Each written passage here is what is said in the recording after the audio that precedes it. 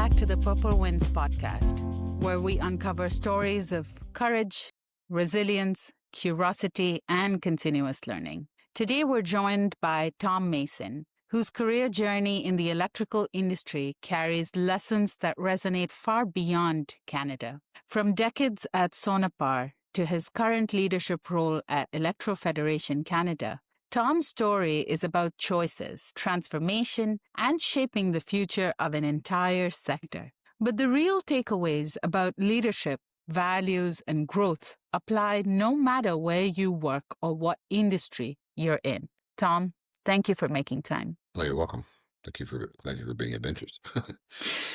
Let's start at the beginning. Did you choose this industry or did it choose you? I had a little bit of insight to it. My father worked for many years, 40 plus years at Ontario Hydro. And it was a fantastic job, a good job, and interesting. His friends were all in the industry, so it became an interest to me. Early in my life, started to I was able to play with electrical products in a way, with the train set and these things, because my father had the experience. So I moved into wiring homes, wiring basements, and it slowly evolved into getting into thinking about the electrical.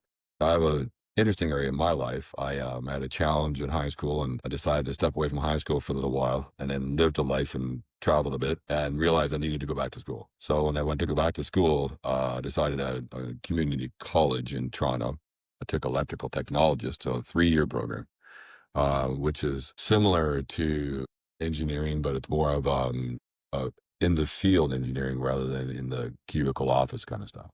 So I started with electrical technologist and excelled from there. So, and then started off at Siemens when I first graduated school, and then moved on into electrical wholesale afterwards. And I was still there. And then now I'm in Electro-Federation Association, trying to share my knowledge and hopefully create an interest to other people to join the career as well, while I'm still working.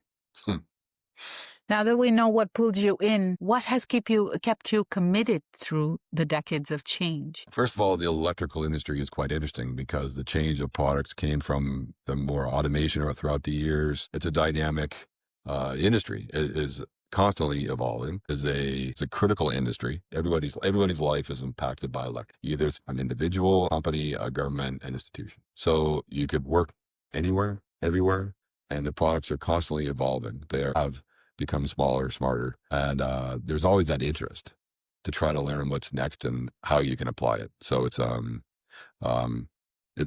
a wonderful industry. You've led through moments of transformation throughout, and you've been on the engineering side. You shared with me marketing and learning and development. Could you maybe share a decision you made clarified to you your own leadership style? Early in my career, when I first got involved in distribution, I went in as a product specialist and very quickly took over the automation group. Partly what it was because of the fact of how I could deal with people. And it's treating people fairly, listening to them. I have a lot of patience, and people who work for me know I use a phrase quite often, which is, I'm very nice until I'm not. And which is engineering style. But it was trying to find the spark in the person, trying to find the spark that made the person want to go further to develop themselves. Knack for that. I like to do it. My children tell me it's because I simply like people. But when you manage people and you're honest, give them the chance. I would say give them the tools, tell them what you need them to do, then get out of the way. So don't micromanage. Let people do it, and try to make an atmosphere that is open. There is no bad idea. In fact, everyone needs to have an idea, and then show them how they can develop in their career. Give them the opportunity, challenge them, but support them and challenge them. I used to always like to say to people, what is it you'd like to do in 5 years? And if they would say something that wasn't fair, I'll say, well, you might have a lot of work there. And you need to be open and clear to them. But if you treat people with respect, give them opportunities, and then don't shy away from the issues. If there's an elephant in the room, then go deal with the elephant. Too many people don't. And I think people get respect out of you, or for you, sorry, when they see that you won't let things continue, you will take the challenge, you won't shy away from some of the harder discussions. Discussions can be hard, but you need to do them. Right? You need to do them right away in a fair and honest way. People have changed from maybe more heart, less brain, to there was a time where equal brain, equal heart, to now where we're getting into this world of robotics, there's more brain, less heart? Well, I think if you do more brain, less heart, then you're going to end up having people issues. Yeah. Because at the end of the day, no matter what you're doing in a business, no matter what you're doing as a manager, yes, you manage a P&L, yes, you manage, but you mostly manage people. So no matter what plan you have, if your people aren't working, your people aren't in the right space or growing and evolving and doing what they need to do and have the autonomy to do specific areas, then you're going to limit. I would go the other way. I would say, 60% heart, 40% brain. And the other thing is with your people, you need to let them know that they expect to use their brain. That I'm not going to only tell them what to do. They need to know how they take the vision, they take the idea, and how do they complete it. People need respect and they need to be treated properly. But sometimes it's hard, but you have to make hard decisions in business. But if you're fair, I've had many people I worked with before who were business leaders who were tough, but they were fair. And because of that, they had the respect of the people. And I think that's what I think is more, it's kind of the fair piece in some businesses. If you see they're struggling, might be where the issue is. Your generation has a slightly different approach to how you run business and how you draw competitiveness, you get people to do better, as opposed to Gen Z and the world that we're getting into now. I want to learn from you at Electro-Federation, when you work with your member groups and so on, you probably see a variety of different generations and mindsets at play. How do you aim to get the best out of people for whom you are advocating, but you're still on the outside of their business? How do you get them to see what's good for them? Well, I mean, you talk about the different generations, and the different generations are very much so, they have their own specific qualities. As you get into the people over 60, they tend to be very structured, a little more old school, a little more working this way. This is the way it was done. This is the way it is. That's not for everybody, but that's some of it. And then the difference between that and the generations that are following. So I'm right in the cusp of one of those. I'm not gonna tell you how old I am, but I'm right at the cusp of one of the higher ones. But I always found that the younger generations taught them to be intelligent. We taught them to be clever. Their world is fast. The world changes. They expect change. They expect things to happen. They have little patience for people not being decisive. They want to be a little bit fair, but they also want things to move, and they want things to move quickly. So if you think about the cultures as well, they've grown up more digitally. And they grew up digitally, which basically means now the world is open to them. They may not follow all of the old archaic rules. So you need to evolve how you communicate to the audience. I'm a big believer, so I've done a fair bit of public speaking, and I teach people. And when I tell them stuff, if you're talking to an audience, you need to know who's in the audience. Otherwise, your message will not resonate. So is it a younger audience? Is it an older audience? Is it a mixed audience? Then you have to tailor it. So some people want structure and process. The younger people want to understand that you've incorporated all the different ideas, but they also have to understand that there's a bit of patience. So patience is all needed because knowledge is accumulated over time. But patience allows you to increase your knowledge. Patience allows you to understand. I was blessed in a way that I've had throughout my career. I've had 3 major mentors. And that's what I try to do with other people, to mentor through input, ideas, kindness, a little bit of sometimes a little bit of the stick. Yep. Not to say that doesn't make sense, but I've had the mentors, and the mentors were able to teach me the patience, the understand what's available, and to have respect. You have to respect the other generations. If the older don't respect the younger, or vice versa, then that is a major issue. I've heard comments throughout my career. I tend to speak up when I hear those. I have no problems managing up to the older generations or to the newer generations because of the fact I will listen and have respect, but understand where their viewpoint is. The issue of when you be expecting things too quickly, or some people would say I haven't earned it. But I do believe at the end of the day, the understanding of earning it and the pace and change rate is completely different today. So you may think that somebody needs 5, 10 years to develop. This person may only think they need 2, and it could quite easily be somewhere between. So, but it comes down to respect and listening to the different generations. There's a lot of books, a lot of areas about the different millennials or not, and read them through.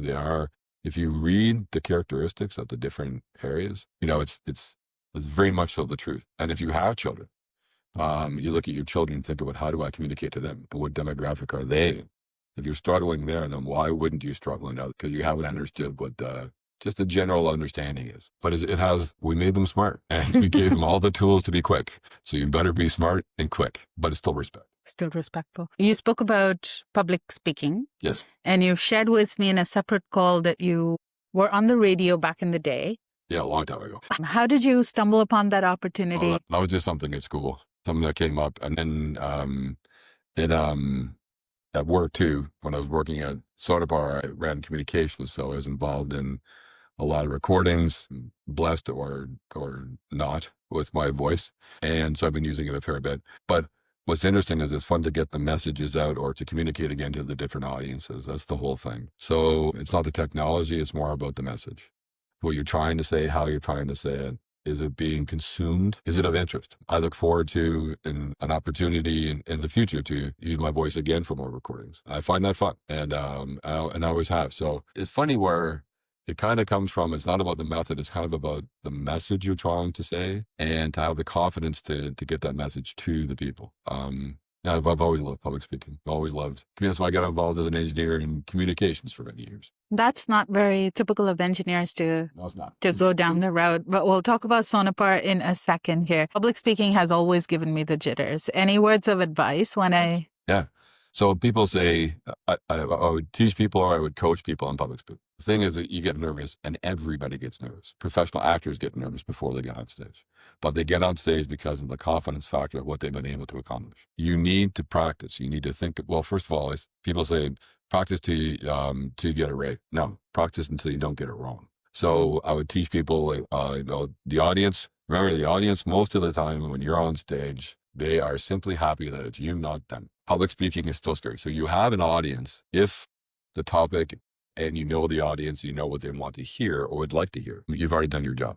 So it's when you talk about items that they're not interested in, you haven't prepared, you need to have eye contact with people. I tell people too, when you get on stage, you stand in front of the microphone, the first thing to do is look left and right slowly, look at the audience, and then smile. And then when you smile, you'll notice about individuals in the audience will smile back at you. Now they feel more comfortable because now they go, I'm glad that's not me. And it starts it off in the right way that now some of the people in the audience want to hear you say. So speak clearly, make sure the topic resonates to the audience, and then practice, practice, practice. I pity the people who are in the hotel rooms next to me when there's a conference, because at night and in the morning, so I'll run through of a presentation or MC something for, say, I have to do 30 minutes or 40. I will go through it 6, 7, 8, 9 times. The day before, the night before, the morning of. If I'm going to be on stage at 10 a.m., I'm up at 5:30 running through it. And I feel sorry for them. I apologize to all the people who have hotel rooms next to me. But then when you walk on stage, you're confident. I also tell people if they're nervous, so get on stage early. So for our conferences, we used to actually put the people on stage in the morning for breakfast. We would set a table with 4 chairs or whatever and eat on the stage. Have breakfast on the stage so they can get comfortable with the area and the arrangement and the room. So the first time they walk on stage isn't when they're expected to say something. Mm-hmm. Practice the speech, practice the area, make sure they get on the stage, off the stage, right? And then they need to know the first word. They need to know the first line. They don't need to know anything else because they'll have all the methods with the practice, what to do. But when you stand on stage and you look around, you smile, and people smile back at you, you can freeze. So what's your first word? So many times people would go on stage and I would look at them and go, first word. And they tell me the first word, first sentence. And they say it. Okay, you're good. And then from then it just takes over. It's robotic. And there are fantastic courses to take them. But the best thing to do, speaking, is plan, prepare, practice, and tailor it to the audience. So it's what they want to hear, not what you want to say. Mm. Many technical people are talking about what they want to say, not what the audience wants to know or hear. And that's why it becomes incredibly boring. Or you talk to the screen, which is the worst thing ever. I throw something at somebody when they talk to the screen. But yeah, so it's those little simple tricks. Practice helps a lot. And then you build on the confidence. One thing is, many people when they were growing up had a situation at school, at church, with friends, in a club, where they were thrown into a situation and they were not comfortable with it. Fear goes back to that moment. when you think about getting nervous on stage, you can bring yourself back to the grade 7 chemistry class or your community area or your hockey team, you had to say something or that kind of thing. The fear goes back to that.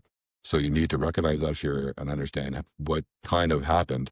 And this practice will get you past that. So as a retired, I'd like to look at doing more public speaking training because it's an easy way for people to win and build confidence.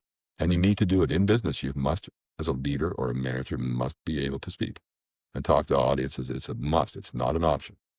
You need to know how to speak well publicly. If you think of the leaders in the businesses we think in electrical industry, I did name 15, and they are good speakers. We are led here at Electro-Fed. That's Carol McGlover. She's a wonderful speaker, and she's confident. She knows what she's talking about. She works at it. She practices. She knows her area, and it comes across as natural. But there's no natural. It's usually worked at hard. These days, attention span has reduced considerably. But I've always been a believer of if you have the right messaging, people will come along with you. That's how we still watch 3-hour-long or 2-hour-long movies. And what you just shared drills that fact deeper into my psychology in terms of, it's on me to nail my messaging. And if I can do that, then it's not a factor of attention spans and the noise and the generation that I'm talking to. Well, maybe the generation because I can tailor the message, but not so much the noise. I can filter and cut through that noise, still deliver what I need to.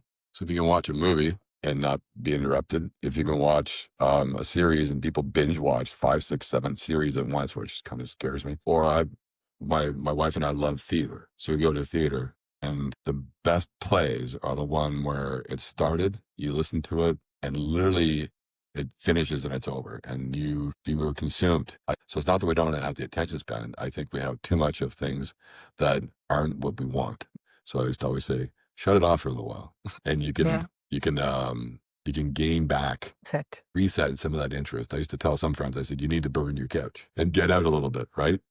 There's something about it. It's funny too, is the digital is becoming, there's so much, doom scrolling. So there's so much of that you have to compete against that for messaging at work or in business, but there's so much messaging, right?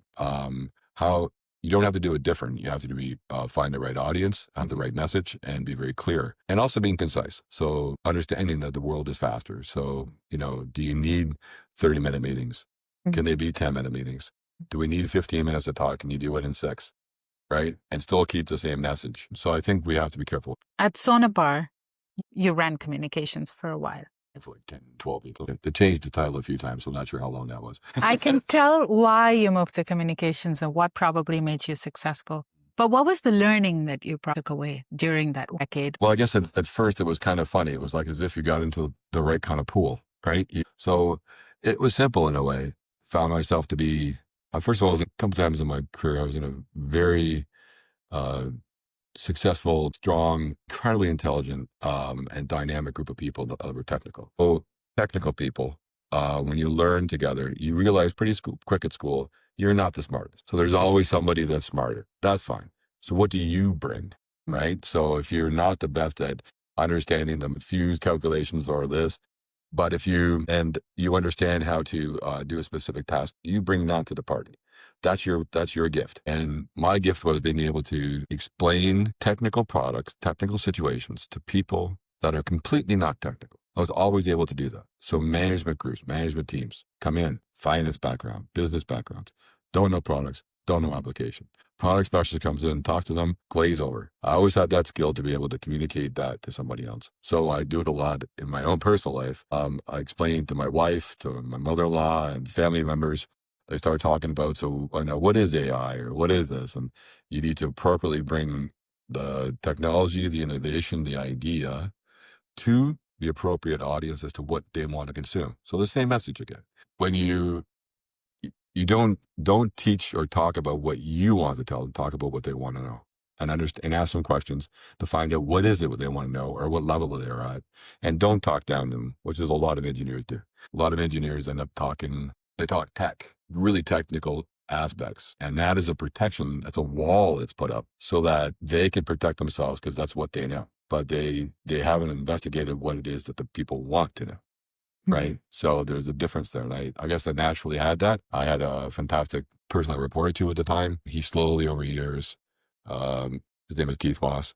He moved me into those roles, and we didn't even know that was a role. So that's why I laugh, because my title changed many times as we made them. But it was important to have a person who can understand technical as well as the technical people and communicate it to the other groups. And then so it wasn't classical communications. It was more communications in an electrical industry to an electrical audience. So natural teacher. Yeah. I love to teach. Yeah, I can tell. My daughter is becoming a teacher slowly, and she's the same. You get so much back. Yeah. To teach somebody something, and when they really get it, and you see it in their eyes, and you've taken the patience, and they learn. I love that, and to be able to understand, again, not to overtalk tech, to kind of protect yourself, understand what the audience wants, and that's what I would teach technical people when they were teaching or doing product demonstrations. Who's the audience? The same marketing deck shouldn't be used every single time. Tweak it, change what you say. Understand this audience, and it starts to become teaching. And I think there's a lot of people in learning development who focus on what is being taught, but are an infrequent who focus on the effectiveness of what is being taught and how is that going to come back to real world application. I think you are more on the latter. So what were some of the metrics that you put in place in order to assess the effectiveness of learning and development? Well, one of the first things to do was actually trying to create the appropriate curriculum. So the very first part. So you need to find out from what is needed, how you think is needed, or someone thinks is needed. What would be the proper curriculum for the student in this area? So in electrical wholesale, that could be counterperson, salesperson, management, besides sales, different areas, different curriculum. So you start with the whole idea about, so what is it they're going to learn, right? So Cross-C Change Management has an ADKAR model that takes you from awareness, desire, knowledge, ability, and reinforcement. Well, the last one you said is one of the most important ones. First of all, you need to you need to tell the people that what they're going to learn, why they're going to learn it. A lot of times that doesn't happen. They sit into a class, they don't really know why they're learning it. They don't know what it is. It's very difficult of a larger group. If it's a uniform people, you can say, and this is your outcome. But if there's different people or types of positions in a room, you don't know what the outcomes are technically really going to be. But you need to reinforce it. So you can do, especially with digital learning. If you have a fantastic 1 hour digital class, the retention, I think before, retention 2 weeks later is less than 15%. If you don't so you need to reinforce it and make it applicable to the person's job and life. So did they learn something to make them better? So check to see what it is in the area of learning style that they need. What is it they tell them that what you're going to learn and why, and then follow up on whether or not they learned it and reinforce it. So if you reinforce an e-learning program within basically a week, so a manager or somebody asks questions, like our playbooks, we have a workbook that they go through after to tailor it to their business. So now they remember it. Go back 3 months later and redo it again one time. That lesson is learned. It will retain. We're all busy. If you think about last night, all the shows that you watched, can you name them? Nope. So there was no retention. There was no learning. No learning to why I was going to watch it. Maybe you might have wanted to watch it, but you can't remember it because there was no retention back to it. It's just great. But it works really well when you do that. And the things that if you like to cook, I like the recipe, I buy the food, I cook the food with the recipe, and I eat it. So while I'm doing it, it's also tactile with my hands. So just learning through eyes, learning through ears, there needs to be either reinforcement to reasoning or brought to practical use. Or how many of us have courses and you went to university, college, high school. What do you remember? Only the things you use later on. Yep. Not enough. I know. And I find I've been in bits and pieces of learning and development myself, oil and gas, and then the nuclear sector. The one thing that I figured was, one, it's easier to build a desire for people to learn technical stuff as opposed to soft skills. Soft skills leans on a lot of self-awareness. You ought to know who you are, what you're capable of, what not so much, and where do you want to get to? And that is a difficult message to pass because you're cutting through egos and you're cutting through self-defense mechanisms and you're cutting through personality styles and stuff. I'm sure that in your peer network at Sonepar, at everywhere in your career, you've had to work through all of these things where you've coached people on developing their soft skills. Was there a framework? Was that a blueprint that you ran with or before you coached them? Oh, just recently, even just last week, we had an event and it was on AI and kind of like AI 2.0 was the name of the topic. And basically, where is AI going in the next phase over the next couple of years as to where it launched? So the people who would attend would be people who would feel pretty comfortable with their knowledge in AI. So we did an assessment of the AI to find out from 1 to 7 as to where they sit. So it was their own assessment, very quick test, few minutes and come back, you're number 3. So most people thought, when we asked them, most people thought that they were, so most people were, as everybody thinks they're a good driver, and we all know they're not. So they think they're higher. So the way you can get past, first of all, you can say, this course is important. These people took it. This is what they got out of it. So they can see the direction that other people took that they may respect or know. The other one is to see exactly where they are. So you can do 360s, different color testing, a lot of different assessment testing to let them know. And as we always said, was the mirror doesn't lie, right? So if you look into the mirror and lie to yourself, then you're lying to yourself. But at the end of the day, majority of the people when the AI tests were 2s and 3s, and some people were, there's actually a 7 in the group, which was great. That person would have known they were a 7. So when you do that, you get past some of those things. So not removing the ego, but tailoring or tampering the ego or these things. If they have self-realization and they're the right people and smart enough to understand what that means. If they're not, then you're not going to teach them. But that is what I like a lot, is doing the assessment for it. So you give them a point in time check that they can relate back to in terms of what additional they got out of the learning, but then that becomes their for whatever progress or not they're going to make. That's, yeah. Last week we had 3 speakers and we did the assessment before we had the speakers, and on stage I showed where everybody was, not everybody by person, but by groupings. So how many 1s, how many 2s, how many 3s. And then the speakers were ahead of time were able to know that I have a fairly high group of awareness here. So they tailored their content to be a little higher than it would have been. The audience understands where they are, and now they're in a situation where they want to move up a level, and they need to pay attention to learn and move up the level. So if you know where you are and you want to learn, most people don't know where they are. And then therefore they don't know what it is that they need to learn. And when you do that, you get, it's retention and more innovative and receptive audience. If someone is really on and I don't need to learn, and I'm already there, that's an audience where you need to question whether or not you need to teach that person. That's true. That could be a challenging person. Probably not a team player. You could tell a lot about a person's personality with their approach to learning as well. Right? Absolutely. My father taught it to me and stuff. He learned, and he was a brilliant master of it. So many things. Always self-taught. Always throughout his career learning. Always as a leader. Continuing to learn.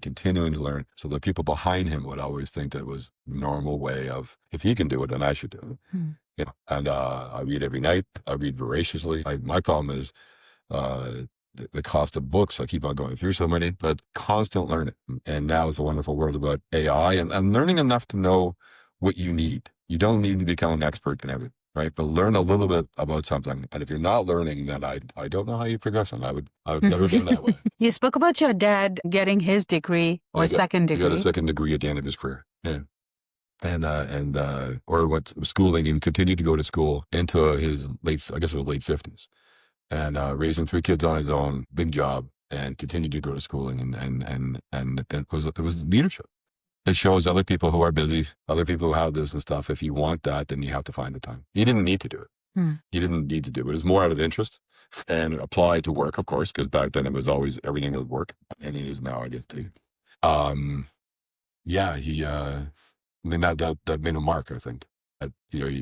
With myself and with some of my friends, I think, if he can do that, or it's a good learning lesson. You're in the grind now, but when that time comes and you look back at your career, what do you believe you would have been a strong advocate for?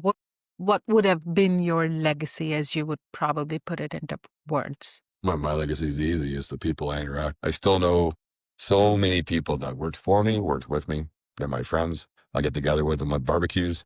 lunches. If I haven't seen them for a while, I will send a message and say, "Isn't it about time that you bought me lunch?" And it's a great way, by the way, to get a response. And that really what it is that I know that I impacted people's lives. I impacted people's careers. I don't want to stop that. I will continue it. Now at Electro-Fed, there are wonderful people here with their careers developing, and I hope to help direct and be part of that in their development. It's just the right way to be. Like I said, I had a few key people in my life that were very influential with me. I took turns in a positive direction because of that.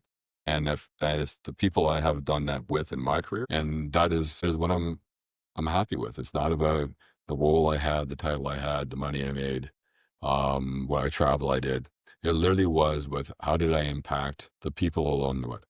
I do believe I did impact. And finally, for young professionals leaning in, we have quite a few. What advice would you share about building a meaningful career centric to learning, courage, curiosity, and continuous growth? You said one of the key words is all about curiosity. You know, it really is about curiosity. As long as you're curious, no one ever has to tell you what you need to learn. You can go down with being all the right human traits of being able to communicate to people effectively, you know, be kind, try to help, and be one of the people who's directing, but be curious about what you're doing. Be curious about what's happening in the industry. Always learn, keep on moving forward. Have some patience, because when people don't, it tends to make other people shy away. But electrical industry is a fantastic industry. We're here to stay. Now with all the changes into electrification and lifestyle, we like to say that we become the sexy ones. So we are and will continue to make a difference. But the more you learn, and curiosity is different than learning. Curiosity is I have a desire. There's an emotion there, right? So with that emotion comes becomes a payback, personal payback.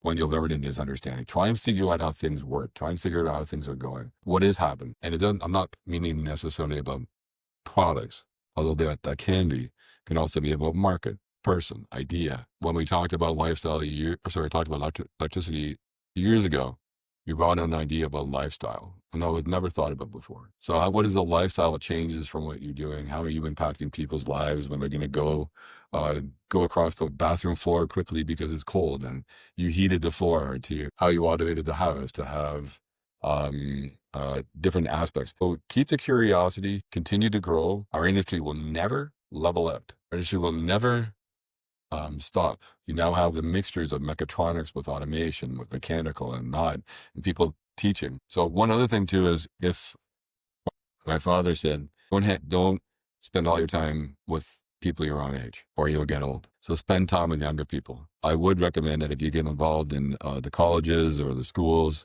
or the trade, you know, in Ontario, IBEW and these things, get involved, share your knowledge, share your lessons, and get to hang out with, hang out with younger people. And you will get back what you need to understand your legacy and understand, maybe sometimes even just rejuvenate your own desire to be here. And when it's time to go, there is a time to go. But make sure also that you have something to do. I was always coached by my parents, especially my mom, to always be around older people, because that's how you gain wisdom. So I think looking back at when I was 6, 7, 8, 9 years old, I was playing golf with retired army people who were probably in their late 70s, if not their late 60s. And it was initially very uncomfortable. But then now, many years later, I find that's the generation I want to be around. I don't like my generation anymore, because I can't have the same level of conversation or learning or humility. So now think about those people who did that for you in their 70s with golf. What were they doing? They were taking some of the energy. The younger people are more of a battery of energy. Your battery runs out when you get a bit older, and you can be recharged from this. And so they themselves, I'm sure, were very proud and very happy to spend the time golfing with you of a young age. I'm sure. So that's the way unfortunately, that's the age group I'm looking at now, looking back, not forward as much, right? So when I get to that point in life, I'm going to have to rewire myself to now pass along that energy to people that probably have that same age difference with me. Yeah. Oh, yeah. I mean, yeah, absolutely. Hang out, go spend time with younger people, and the younger people go spend some time with some older people who are willing to not share. Yeah. And I'm a biggest believer that we all learn for so many, as long as human beings have been around, we learn by stories. So if you are dealing as a younger person with an older person, ask them to tell you some stories. give them some subjects. Here's some stories. And anybody can tell a story, but that's how we learn. And it's a nice way to pass information off. My kids they phone me up and they ask me to tell stories to the phone to their friends who have it on speaker at their home because they like to hear the stories that I'll tell. Hope that helps. Indeed. Purple Winds was born from the fusion of red and blue. Red for humans and blue for engineering precision. That's how I came to purple. It's a color for me that embodies harmony between the heart and the mind, intuition and intelligence. Thank you for sharing your purple winds with us, Tom. Your journey, your story reminds us that leadership is more human and intrinsic. It's about choices, continuously investing in yourself, building resilience, and standing true to values that do stand the test of time. This is your host, Mina Johl. For our listeners leaning in today, thank you for joining us. It's been a wonderful conversation with Tom Mason. I hope to continue in more episodes. Please share, like, comment, and let us know what resonated with you today. Thank you and enjoy the rest of your day.